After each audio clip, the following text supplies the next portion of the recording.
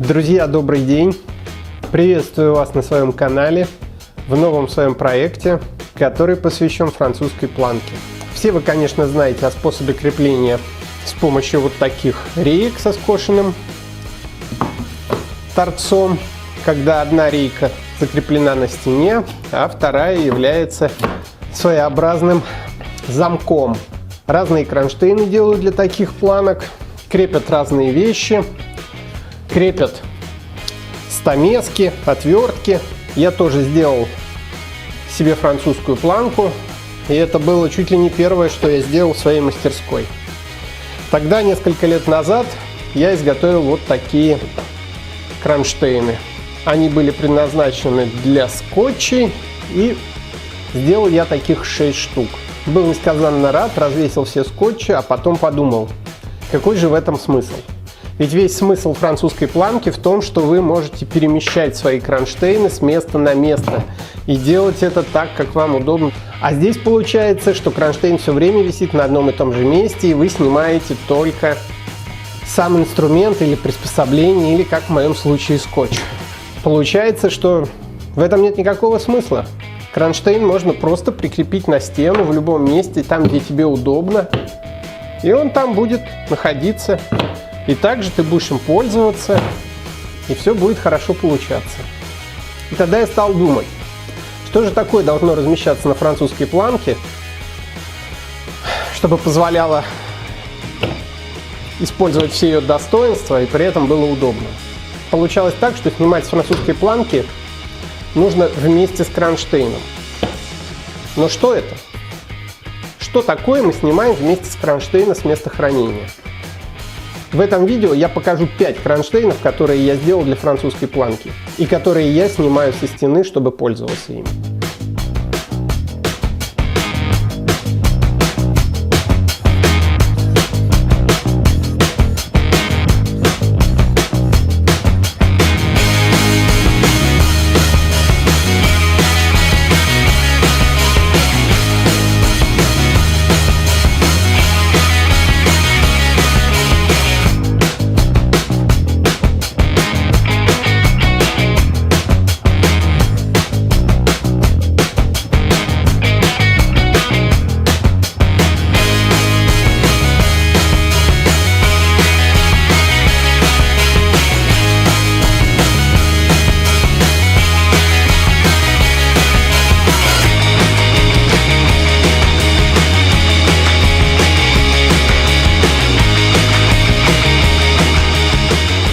Номер 1 в нашей сегодняшней программе — это те самые кронштейны для скотчей.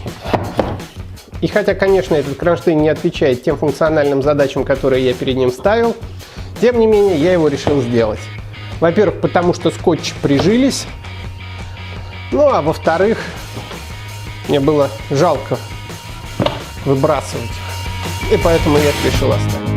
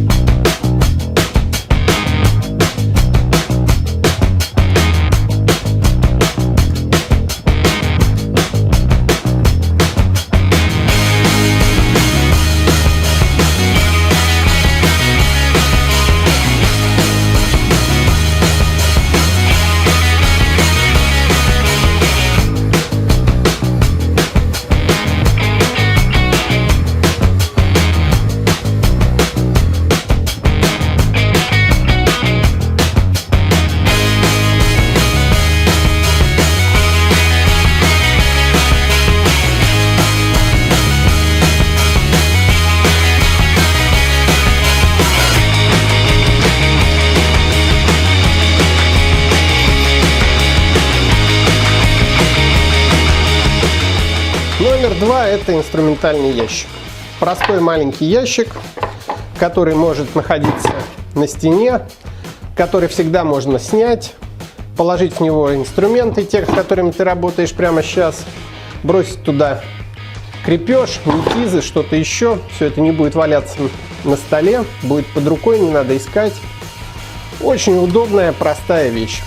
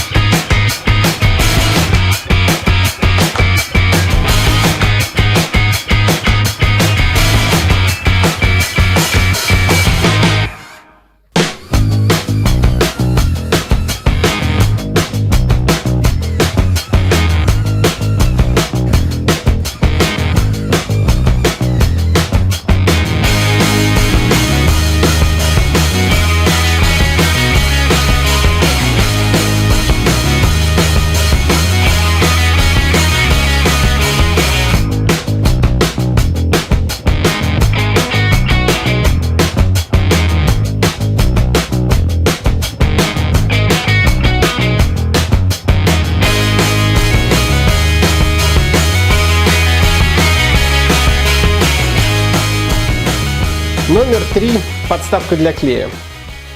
Перевернутые банки с клеем позволяют всегда начать ими пользоваться.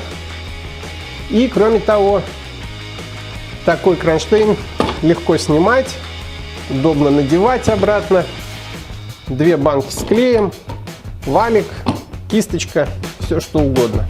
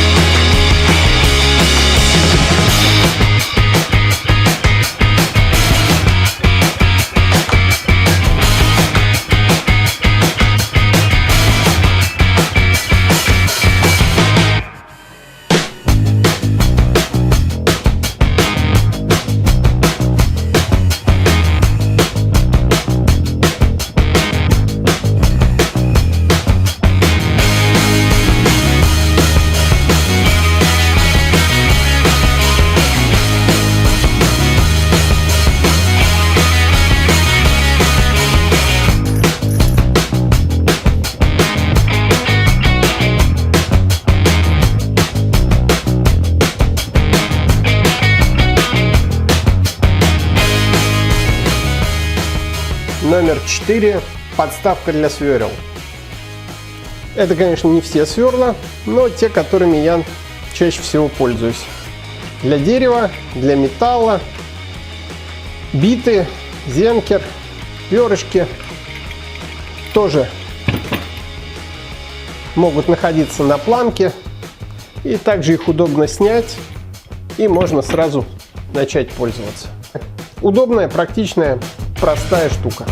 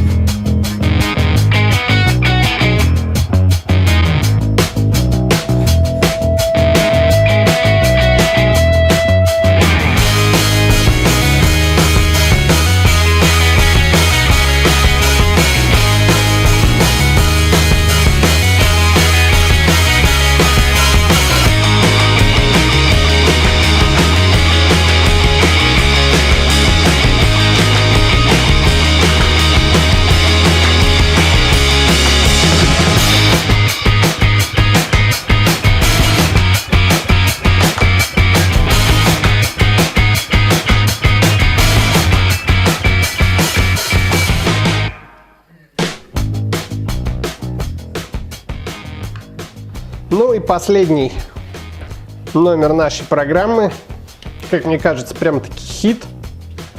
Это кронштейн для хранения шлифовальных кругов. Шлифовальные круги для орбитальной машины 125 мм, 5 видов. Еще можно и саму машину хранить.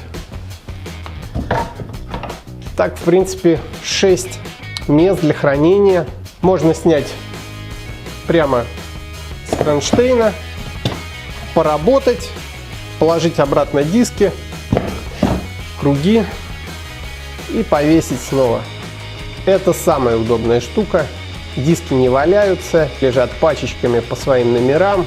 Очень удобно ей пользоваться. Хочу показать вам целиком всю навеску, весь крупный план, как все это у меня выглядит.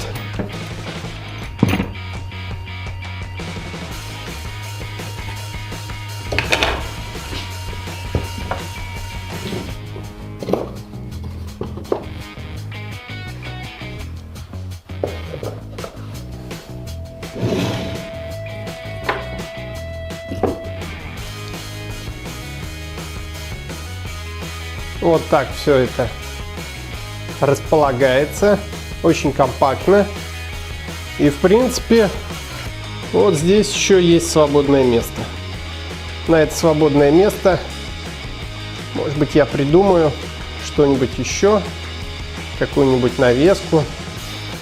Я думаю, что будут уместны контейнеры для метизов. Пишите в комментариях, что вы думаете по этому поводу. Подписывайтесь на канал, ставьте лайки.